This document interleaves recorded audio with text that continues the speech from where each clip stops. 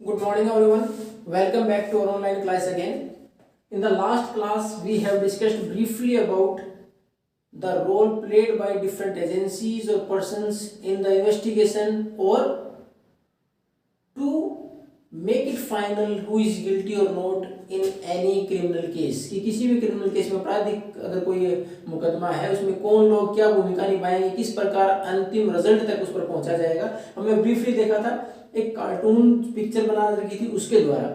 अब हमारे पास हम वन बाय वन पढ़ेंगे कौन क्या भूमिका निभाता है। तो हमने इसमें महत्वपूर्ण चार चीजें देखी थी, कौन कौन लोग भूमिका निभाते हैं। सबसे पहले पुलिस जो कि एफआईआर दर्ज करती है, इन्वेस्टिगेशन करती है, फिर चार्जशीट दाखिल करती है कहाँ, कोर्ट में। अब उस कोर्ट से जब कार्रवाई शुरू होगी तो सबसे पहले आएगा पब्लिक प्रोसिक्यूटर, जो पुलिस ने जो चार्जशीट फाइल किया उसके आधार पर जो भी अक्यूज्ड आरोपी है उसके खिलाफ कोर्ट के अंदर बहस करता है या केस लड़ता है।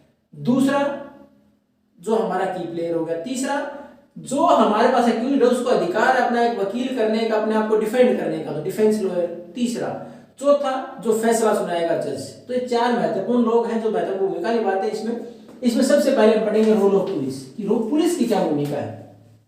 तो हम देखते हैं जैसे ही कोई इंसिडेंट होता है, कोई एक्सीडेंट होता है, कोई घटना होती है तो उस टाइम पर सबसे पहले the police to be inform, पहले पुलिस को इन्फॉर्म किया जाता है। The police is going to file an FIR, police एक एफआईआर फाइल करती है। उसके बाद it investigate in the case on the basis of that FIR. FIR में जो जानकारी देगी उसके आधार पर अपनी इन्वेस्टिगेशन स्टार्ट करती है, अपनी जांच स्टार्ट करती है। उस इन्वेस्टिगेशन में क्या करती है कि वो record the statement of the witness, जो गवाह है, किसी व्यक्ति ने कोई इंसिडेंट होते हुए देखा है, कोई घटना है, उसके बाद देखा, वो अपना स्टेटमेंट रिकॉर्ड करना चाहता है कि मैंने ये देखा, इस प्रकार घटना हुई, तो उस रिकॉर्ड करेगी उस स्टेटमेंट को। उसके बाद बाकी एविडेंस इकट्ठा करेगी पुलिस कि उस केस संबंधित बाकी एविडेंस कोई भी मिलेंगे उनको इकट्ठा किया जाएगा, प्रूफ इकट्ठे किए जाएंगे। उसके बाद पुलिस को लगता है कि उसने पूरी स्टेटमेंट रिकॉर्ड कर ली, एविडेंस कलेक्ट कर लिए, उसके अनुसार जो व्यक्ति हमने गिरफ्तार इसके ऊपर आरोप लगे हैं, अगर उसके खिलाफ वास्तव में कोई केस बनता है, सजा का हकदार है, तो चार्जशीट फाइल करेगी इस एविडेंस और स्टेटमेंट के आधार पर कि क्या क्या आरोप उसके ऊपर बनते हैं, किस प्रकार की सजा उसको मिलनी चाहिए। वो चार्जशीट दाखिल कर दी जाएगी। वो चार्जशीट कहां दाखिल होगी, कोर्ट में। अब उस चार्जशीट के आधार पर जज डिसाइड करेगा द अक्यूज्ड इज गिल्टी और नॉट, कि जो अक्यूज्ड आरोपी है वो सही है या गलत है, उसको सजा मिलनी चाहिए कि नहीं मिलनी चाहिए। अब इसमें हमने शुरुआत से ही पढ़ा कि पुलिस ये डिसाइड नहीं करती कौन गलत है कौन सही है, वो केवल एविडेंस इकट्ठे करती है, उसका काम नहीं है सजा देना किसी को। और हमने इससे पहले लेसन में पढ़ा था rule of law. Rule of law में क्या था, कानून सब पर बराबर लागू होता है, पुलिस पर भी लागू होता है। पुलिस का काम भी क्या है, वो ह्यूमैनिटी का एस्पेक्ट, ह्यूमन राइट्स का भी ध्यान रखे और नियमों को समान रूप से एप्लीकेबल करते हुए अपनी कार्रवाई आगे बढ़ाए। और उसके अनुसार हमारे यहाँ आर्टिकल 22 के तहत कुछ अधिकार दिए हैं उस व्यक्ति को जिसको गिरफ्तार किया जाएगा या जेल के अंदर रखा जाएगा पुलिस के द्वारा, इसके खिलाफ एफआईआर जिसको अक्यूज्ड आरोपी है उसके लिए, उस आरोपी के क्या कुछ अधिकार रहेंगे। जिस भी व्यक्ति को गिरफ्तार किया जाएगा, the reason must be told to that particular person, उस व्यक्ति को उसका रीजन बताया जाएगा वो क्यों गिरफ्तार किया जा रहा है। उसके बाद विद इन 24 आवर्स, अगले 24 घंटे के अंदर उसको किसी भी स्टेबल कोर्ट के अंदर पेश करना होगा। ही और सी कांट बी टॉर्चर और इल ट्रीटेड, उसको किसी प्रकार से कोई यातनाएं नहीं दी जा सकती।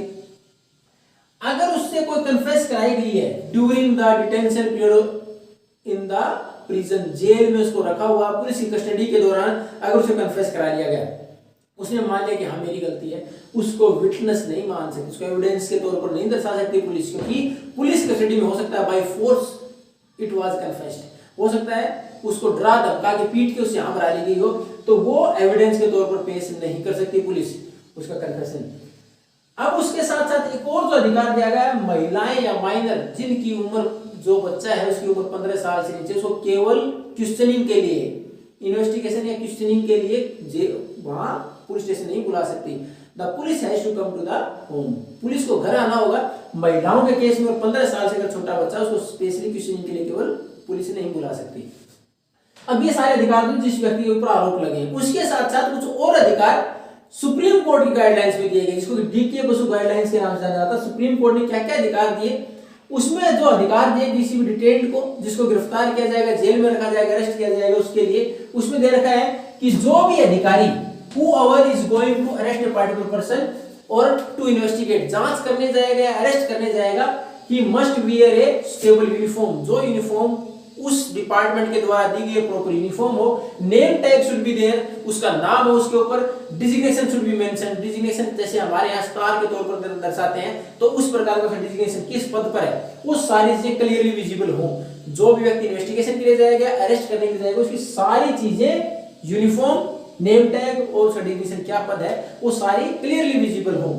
उसके साथ साथ एक मेमो तैयार किया जाएगा, एक नोटिस तैयार किया जाएगा, पेपर तैयार किया जाएगा, इसके ऊपर टाइम और डेट लिखी जाएगी, इस व्यक्ति को कब गिरफ्तार किया गया, किस टाइम पर गिरफ्तार किया, किस तारीख को गिरफ्तार किया गया, एंड वन विटनेस, और उसके ऊपर कम से कम एक विटनेस के साइन होंगे कि इस व्यक्ति को इस टाइम पर यहां से इस जगह से गिरफ्तार किया गया है। किसी भी एक व्यक्ति से, उसका रिलेटिव भी हो सकता है और कोई और भी हो सकता है, कोई पड़ोसी भी हो सकता है, उससे साइन कराए जाएंगे। And it must be cross signed by the accused, जिसके ऊपर आरोप लगे उससे भी साइन कराएंगे कि आपको इस जगह से इस टाइम पर गिरफ्तार किया जा रहा है, या आपके पड़ोसी के साइन है, अब आप साइन कर दें कि आपको इस कारण से इस जगह से इस समय गिरफ्तार किया गया है।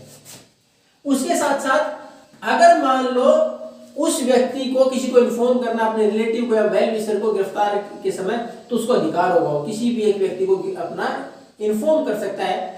अब मान लो आपका जो रिलेटिव जिसको आपको इन्फॉर्म करना है, वेल विशर है, वो आपके डिस्ट्रिक्ट से बाहर रहता है, कहीं दूर रहता है, तो ये पुलिस की जिम्मेवारी है विद इन 8 to 12 आवर्स, 8 से 12 घंटे के अंदर जिस भी व्यक्ति को, जिसको गिरफ्तार किया वो इन्फॉर्म करना चाहता है, उसको पुलिस जानकारी पहुंचाएगी किस चीज की, कि इस समय पर इस आरोप के लिए उस व्यक्ति को गिरफ्तार किया जा रहा है, वेयर ही और सी हैज टू बी डिटेन्ड, उसको जेल में कहां रखा जाएगा, तो वेन्यू बतानी होगी उस व्यक्ति को, यानी 8 से 12 घंटे के अंदर जिस भी रिलेटिव या वेल विशर को इन्फॉर्म करना, उसको पुलिस इन्फॉर्म भी करेगी, उसको वेन्यू बताएगी कहां रखा गया है, ताकि उस व्यक्ति से वो मिल पाए। तो ये कुछ अधिकार थे और ये पुलिस की इन्वेस्टिगेशन थी, किस प्रकार पुलिस अपना काम करती है।